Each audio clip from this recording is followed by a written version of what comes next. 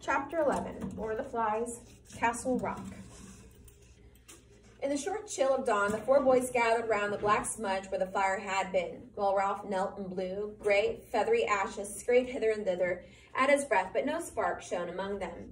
The twins watched anxiously, and Piggy sat expressionless behind the luminous wall of his myopia. Ralph continued to blow till his ears were singing with effort, but then the first breeze of dawn took the job off his hands and blinded him with the ashes. He squatted back, swore, and rubbed the water out of his eyes. No use. Eric looked down at him through a mask of dried blood. Piggy peered in the general direction of Ralph. Of course it's no use, Ralph. Now we got no fire. Ralph brought his face within a couple feet of Piggy's. Can you see me? A little bit. Ralph allowed the swollen flap of his cheek to close his eye again. They've got our fire. Rage shrilled his voice. They stole it!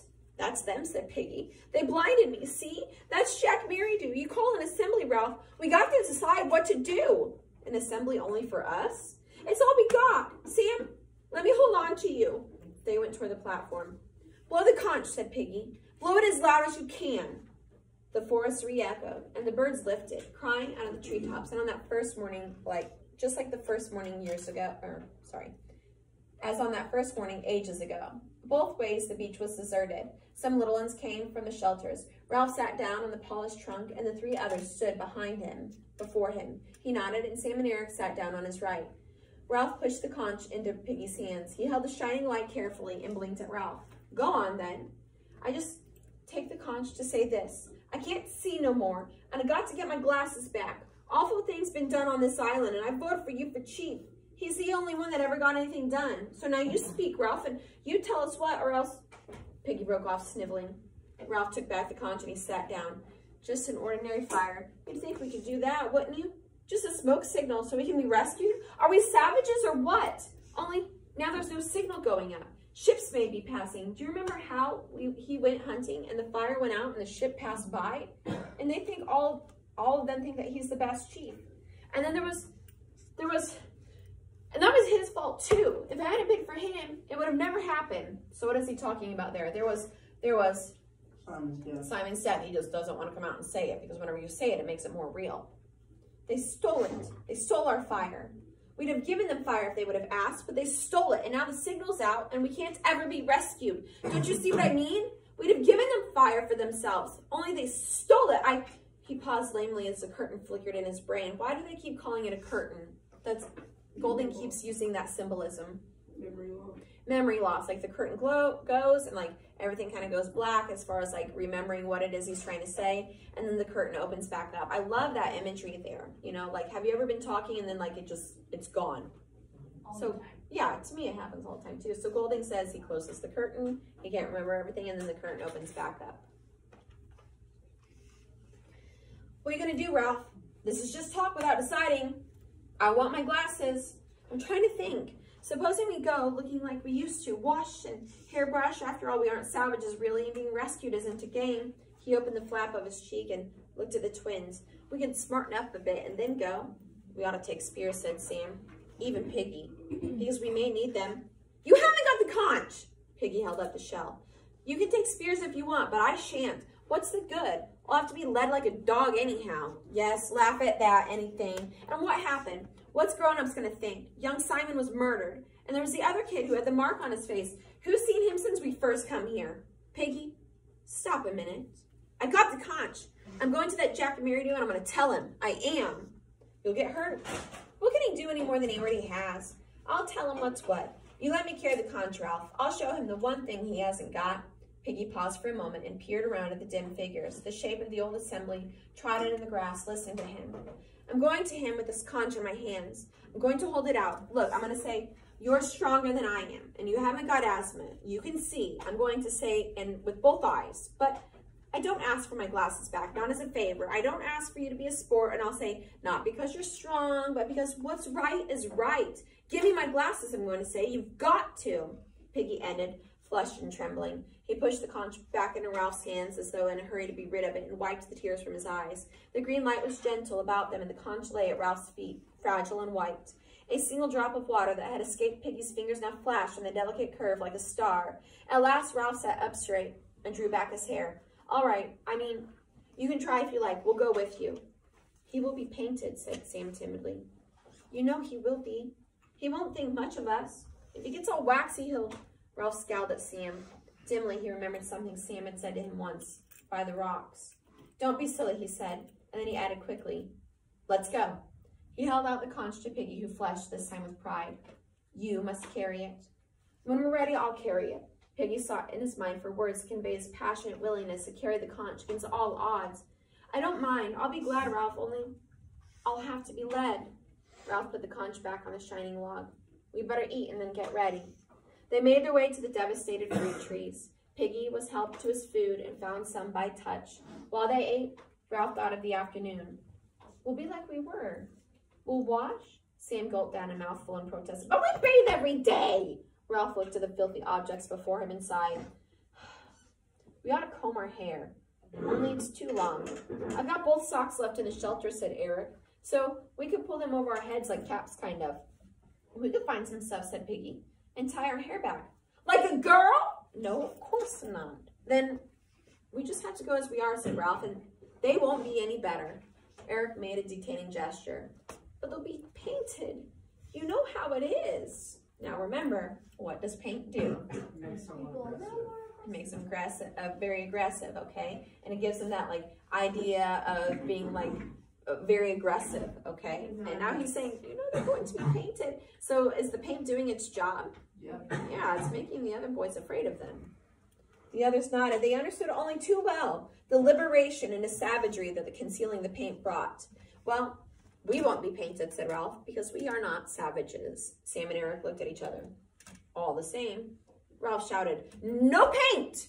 He tried to remember. Smoke! We want smoke! He turned on the twins fiercely. I said smoke! We've got to have smoke! There was silence except for the multitudinous murmur of the bees. At last, Piggy spoke kindly. Of course we have. As the smoke's a signal, and we can't be rescued if we don't have smoke.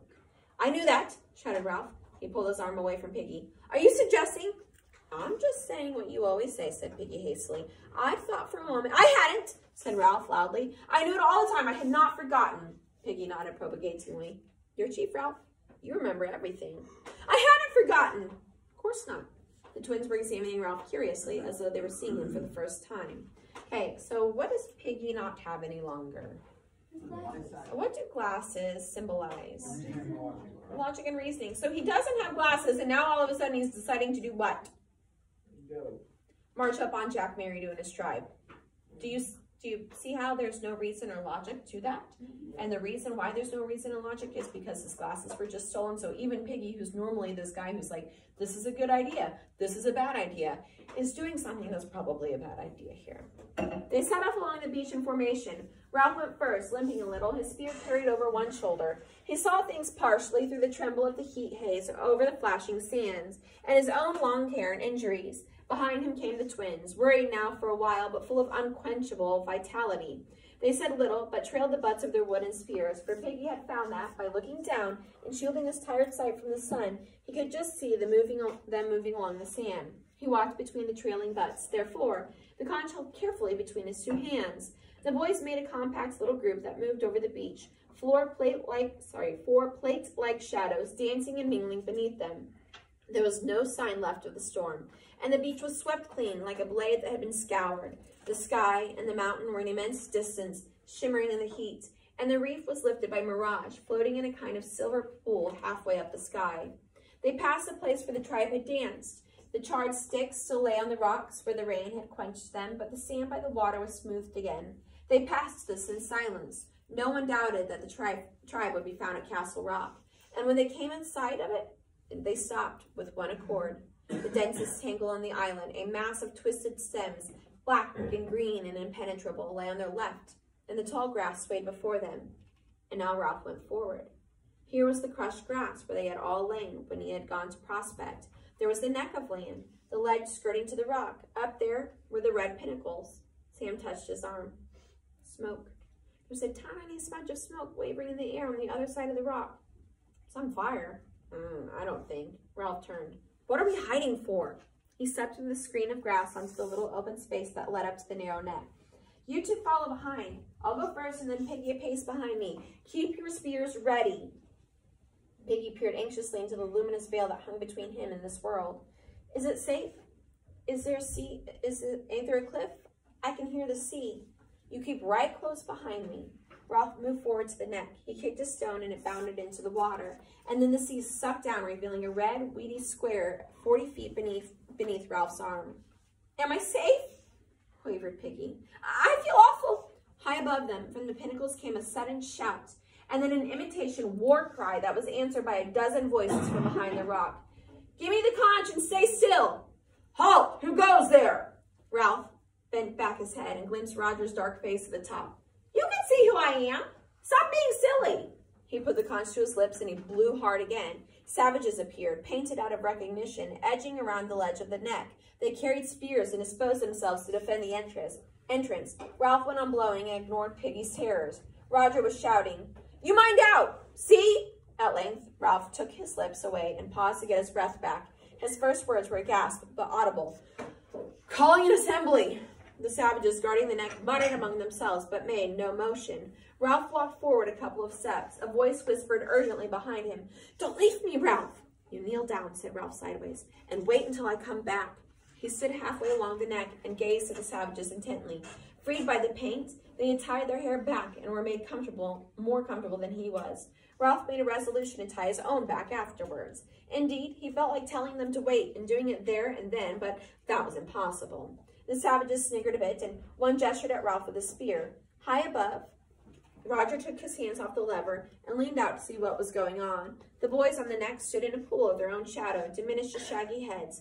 Piggy crouched, his back a shapeless sack. I'm calling an assembly. Silence. Roger took up a small stone and flung it between the twins, aiming to miss. They started, and Sam only just kept his footing. Some source of power began to pulse in Roger's body. Ralph spoke again loudly. I'm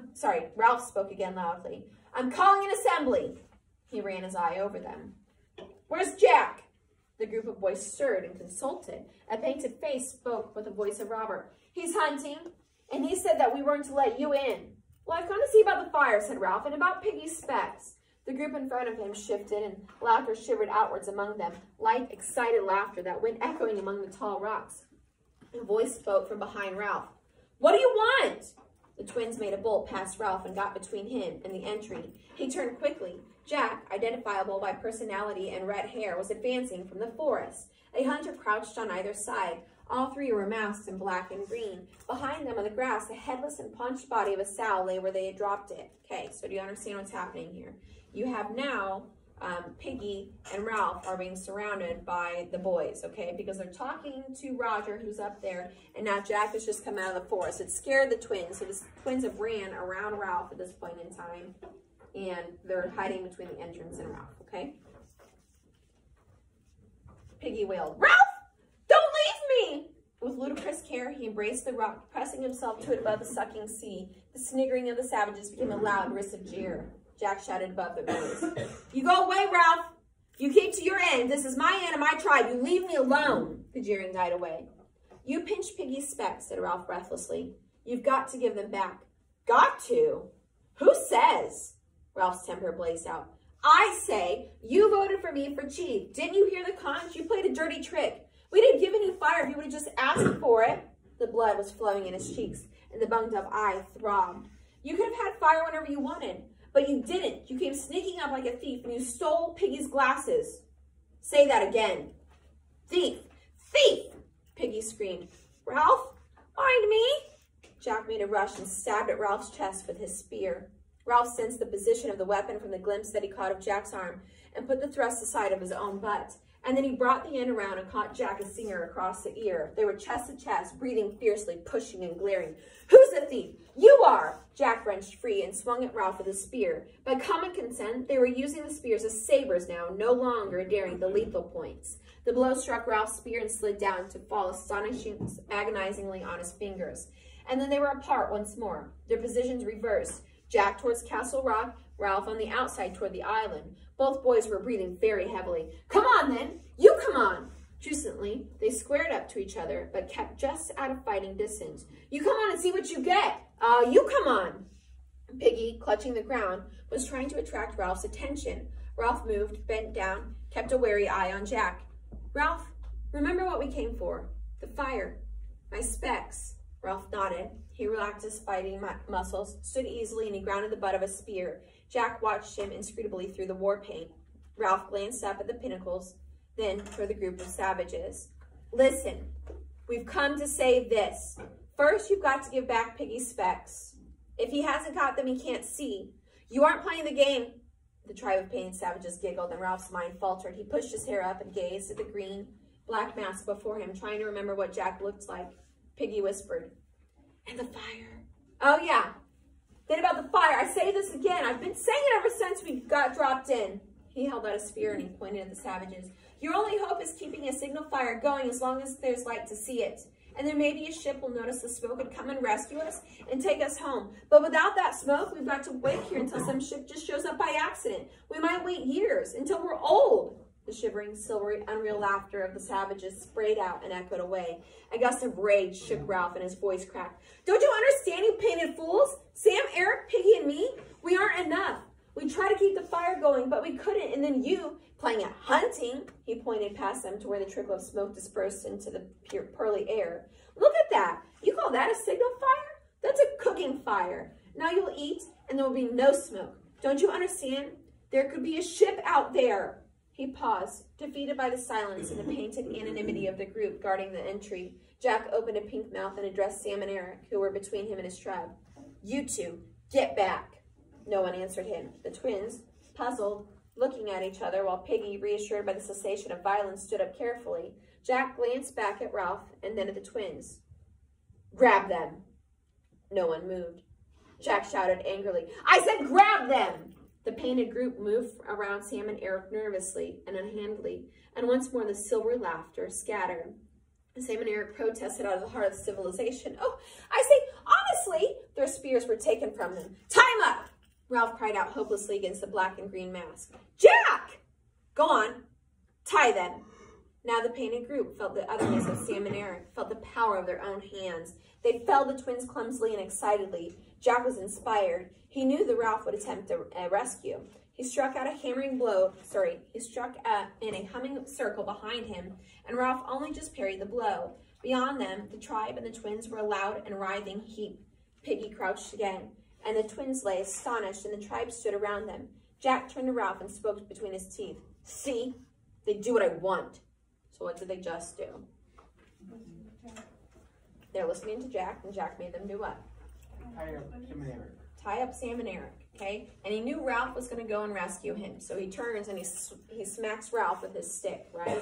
And Ralph's like, I don't know what to do here. So they're kind of like in this juxtaposition right now where Sam and Eric are between them all. His temper broke. There was silence again. The twins lay inexpertly tied up, and the tribe watched Ralph to see what he would do. He numbered them through his fringe, glimpsed the ineffectual smoke, and his temper broke. He screamed at Jack, "You're a beast and a swine and a bloody, bloody thief!" And he charged. Jack, knowing this was the crisis, charged too. They met with a jolt and bounced apart. Jack swung with his fist at Ralph and caught him on the ear. Ralph hit Jack in the stomach and made him grunt, and they were facing each other again, panting and furious, but unnerved by each other's ferocity. They became aware of the noise that was the background to this fight, the steady, shrill cheering of the tribe behind them. Piggy's voice penetrated to Ralph. "Let me speak!" He was standing in the dust of the fight, and as the tribe saw his attention, the shrill cheer changed to a steady booing. Piggy held up the conch, and the booing sagged a little and then came up again to strength. "I've got the conch!" he shouted. "I tell you, I got the conch!" Surprisingly, there was silence now. The tribe were curious to hear what amusing thing he might have to say. Silence and pause, but in the silence a curious air noise close by Ralph's head. He gave it half the attention, and there it was again, a faint sp. Someone was throwing stones. Roger was dropping them, his hands still on the lever. Below him, Ralph was a shock of hair, and Piggy, a bag of fat. "I got this to say. You're acting like a crowd of kids." The booing rose and died again as Piggy lifted the white magic shell. "Which is better, to be a pack of painted Indians like you are, or to be sensible like Ralph is?" A great clamor rose among the savages, and Piggy shouted again, "Which is better, to have rules and agree, or to hunt and kill?" Again the clamor, and again, "Sip!" Ralph shouted against the noise. "Which is better, law and rescue, or hunting and breaking things up?" And now Jack was yelling too, and Ralph could no longer make himself heard. Jack had backed right up against the tribe, and they were a solid mass of menace that bristled with spears. The intention of a charge was forming among them, and they were working up to it, and the neck would be swept clear. Ralph stood facing them, a little to one side, his spear ready. By him stood Piggy, still holding out the talisman, the fragile, shining beauty of the shell. The storm of sound beat on him, an incantation of hatred. High overhead, Roger, with a sense of delirious abandonment, leaned all of his weight onto the lever. Ralph heard the great rock before he saw it. He was aware of a jolt in the earth that came to him through the soles of his feet, and the breaking sound of stones at the top of the cliff. And then the monstrous red thing bounded across the neck and flung himself flat while the tribe shrieked. The rock struck Piggy a glancing blow from chin to knees. The conch exploded into 1,000 white fragments and ceased to exist. Piggy, saying nothing, with no time for even a grunt, traveled through the air sideways from the rock, turning over as he went. The rock bounded twice and was lost into the forest. Piggy fell 40 feet and landed on his back across a square red rock on the sea. His head opened, and stuff came out and turned red. Piggy's arms and legs twitched a bit, like a pig's after it's been killed. And then the sea breathed again in a long, slow sigh. The water boiled white and the pink over the rock, and when it went, sucking back again, the body of Piggy was gone. This time the silence was complete. Ralph's lips formed a word, but no sound came. Suddenly, Jack bounded from the tribe and began screaming wildly. See? See, that's what you'll get! I meant that! There isn't a tribe for you anymore. The conch is gone! He ran forward, stooping. I'm chief! Viciously, and with full intention, he hurled his spear at Ralph. The point tore the skin and flesh over Ralph's ribs, and then sheared off and fell into the water. Ralph stumbled, feeling not pain, but panic, and the tribe, screaming now like the chief, began to advance. Another spear, a bent one that would not fly straight, went past his face, and one fell from on high from where Roger was. The twins lay hidden behind the tribe, and the anonymous devil's faces swarmed across the neck. Ralph turned and ran. A great noise, as of seagulls, rose behind him. He obeyed an instinct that he did not know that he possessed, and he swerved over the open space so that the spears went wide. He saw the headless body of the sow, and he jumped just in time, and there was a crashing through foliage and small boughs that was hidden by the forest. The chief stopped by the pig, turned, and held up his hands. Back! Back to the fort! Presently, the tribe returned noisily to the neck, where Roger joined them, and the chief spoke to him angrily. Why aren't you on watch? Roger looked at him gravely. I just came down. The hangman's horror clung around him. The chief said no more to him, but he looked down at Sam and Eric. You got to join the tribe. You let me go. And me. The chief snatched one of the few spears that were left, and he poked Sam into the ribs. What do you mean by, eh? Said the chief fiercely. What do you mean by coming with spears? What do you mean by not joining my tribe? The prodding became rhythmic, and Sam yelled, ah! That's not the way. Roger edged past the chief, only just avoiding pushing him over with his shoulder. The yelling ceased. Sam and Eric lay looking up in quiet terror. Roger advanced upon them as one wielding a nameless authority.